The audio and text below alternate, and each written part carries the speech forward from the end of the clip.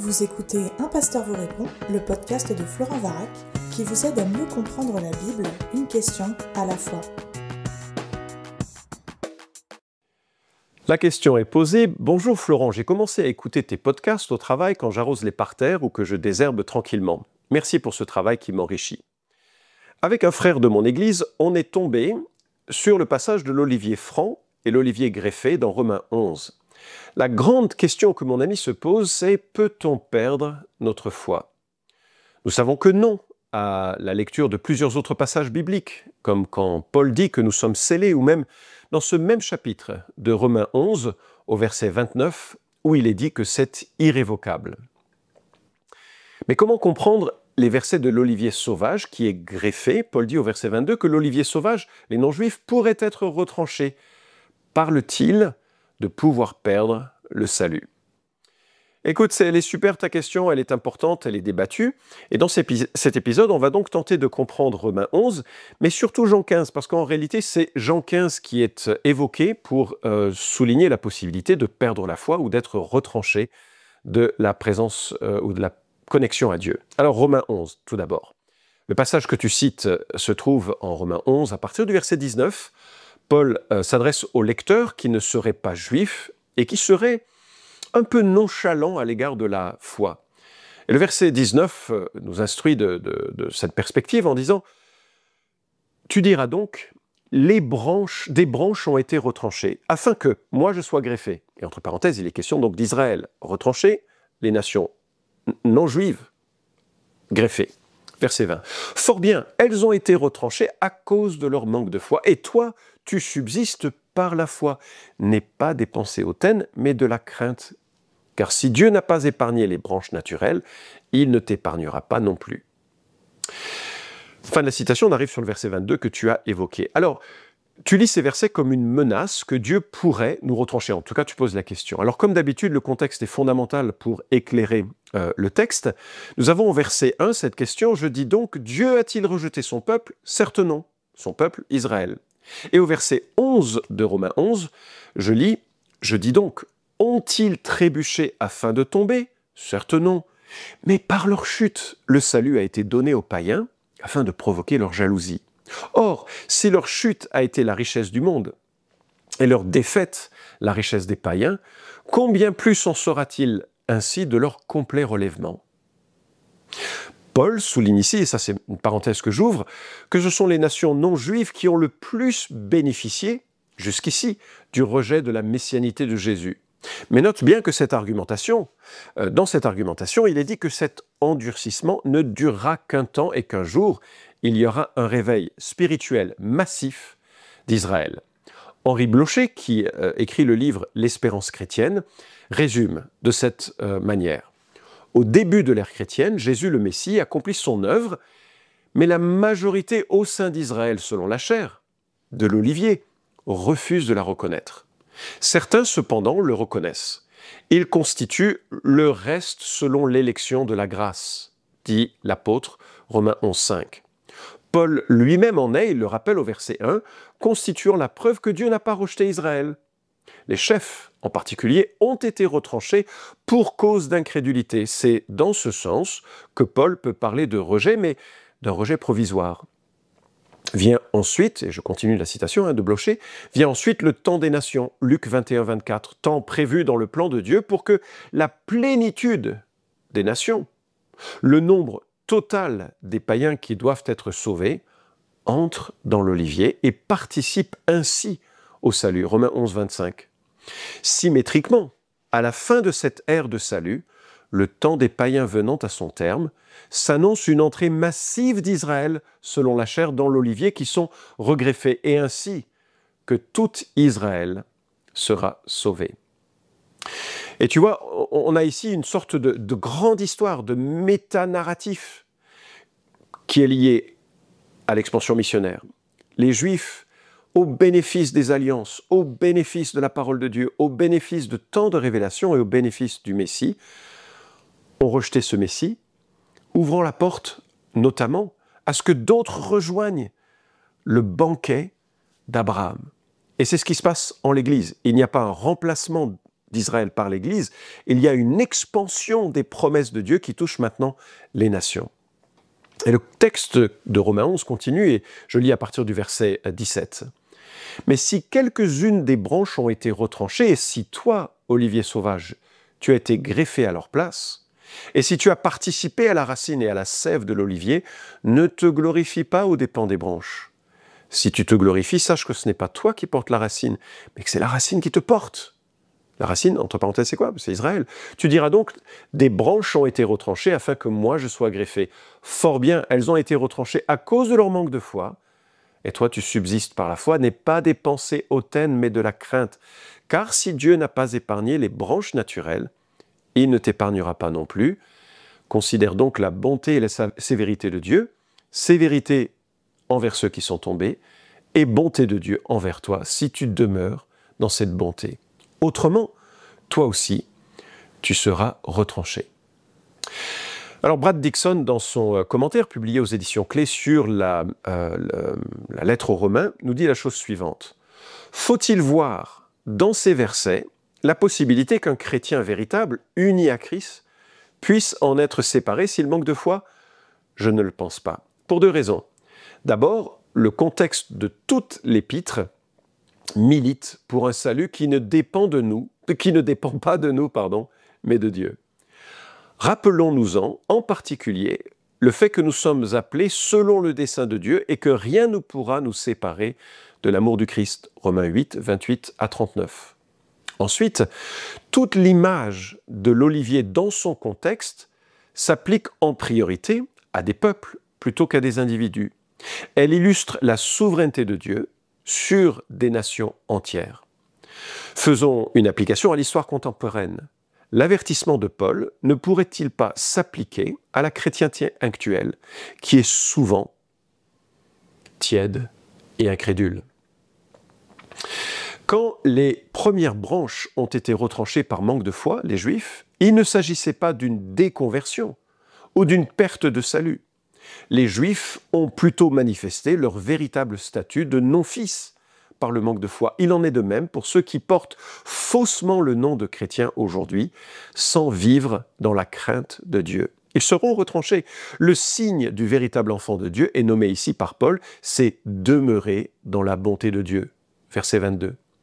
Donc, nous n'avons pas ici, en Romains 11, de menace d'être retranchés. Fin de la citation du commentaire de Brad Dixon.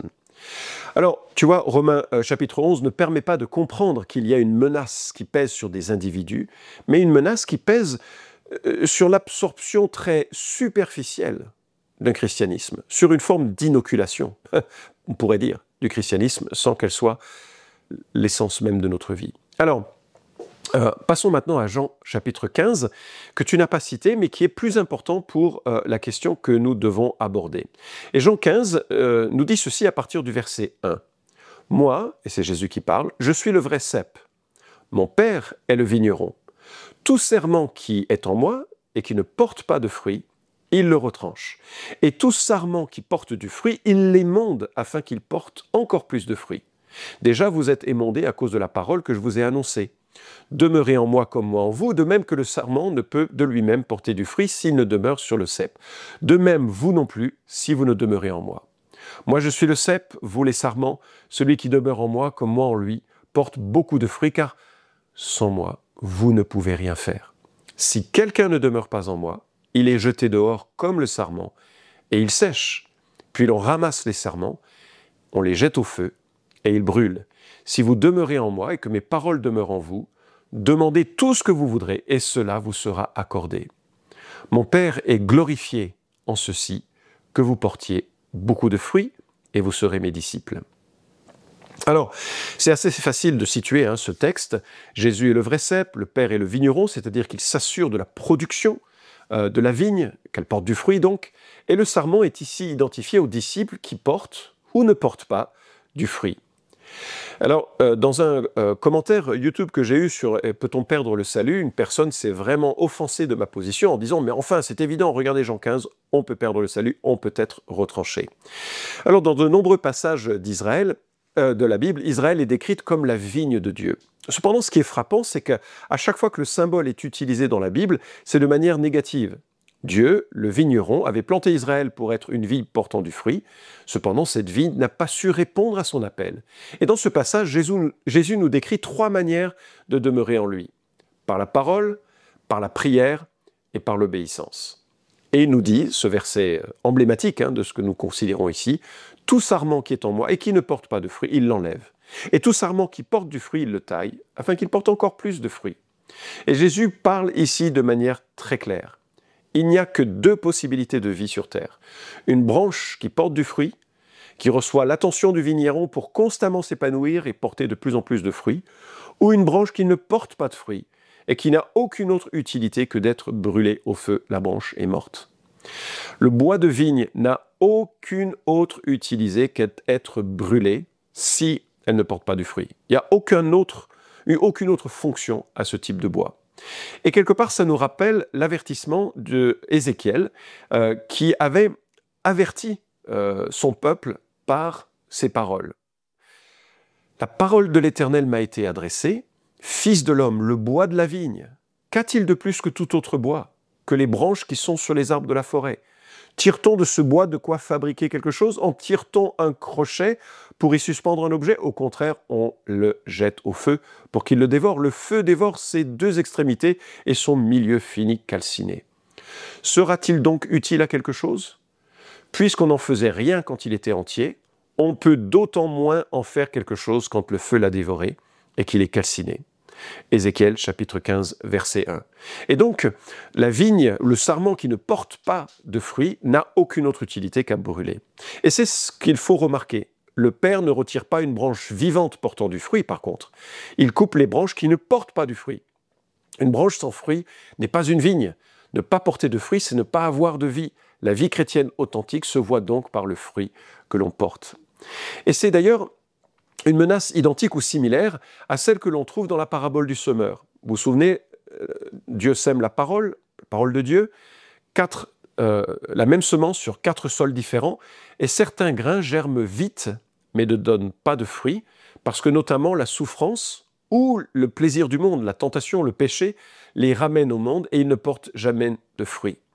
Et donc, ce que nous avons en Jean chapitre 15 n'est pas une menace pour ceux qui sont chrétiens et qui ont porté du fruit, mais pour ceux qui se sont réclamés de la foi chrétienne, comme les Juifs parfois se sont réclamés d'Israël, mais qui ne faisaient pas partie du peuple sauvé, dans le sens où leur confiance en Dieu était fausse. Et donc, si quelqu'un dit « oui, j'appartiens à Jésus », mais ne porte pas de fruit, on peut douter de la réalité de sa foi, et effectivement, le vigneron va couper cette branche qui n'est bonne à rien, c'est-à-dire qu'elle va être retirée de l'ensemble de ceux qui, authentiquement, portent du fruit et sont des chrétiens. Dans la parabole du semeur, sur les 4 semences, 3 rejettent, soit explicitement, c'est le cas de la première, soit implicitement, c'est le cas des 2 suivants, la foi chrétienne. Il n'y en a qu'une catégorie de personnes qui reflètent qu'ils sont véritablement sauvés, parce qu'ils persévèrent dans les hauts et les bas, ils se relèvent, ils avancent, ils aiment Jésus, ils portent du fruit. Alors je reviens à ta question, peut-on être retranché, peut-on perdre la foi? Alors, phénoménologiquement, oui.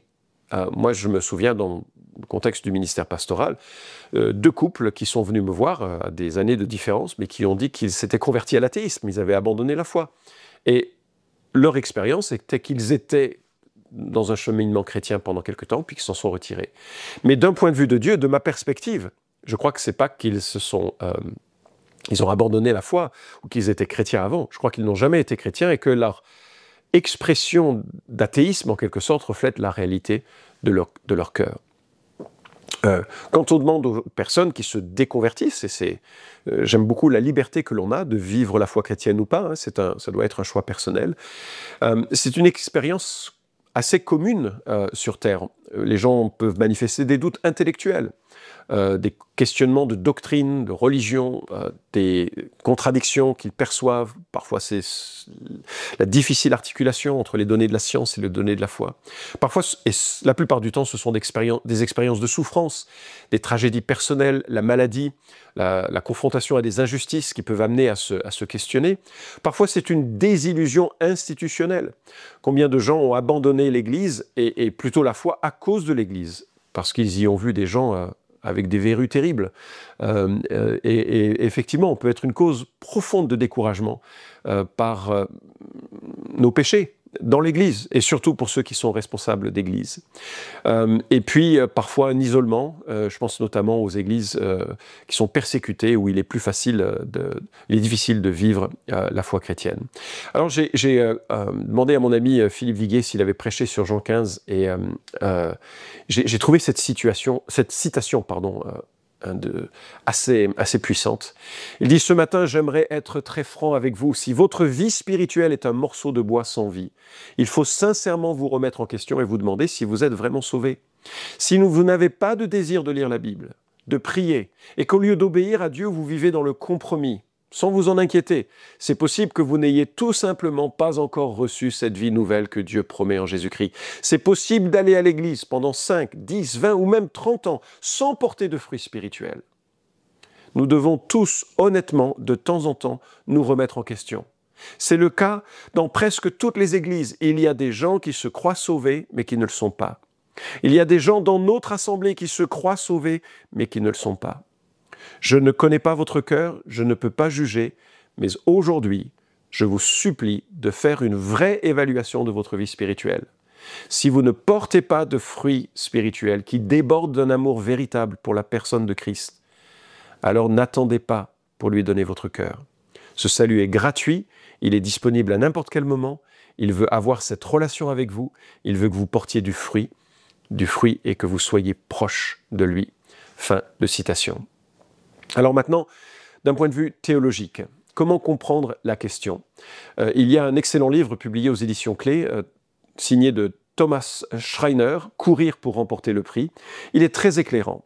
Et dans ce livre, on voit en quelque sorte les différentes situations qui sont à considérer.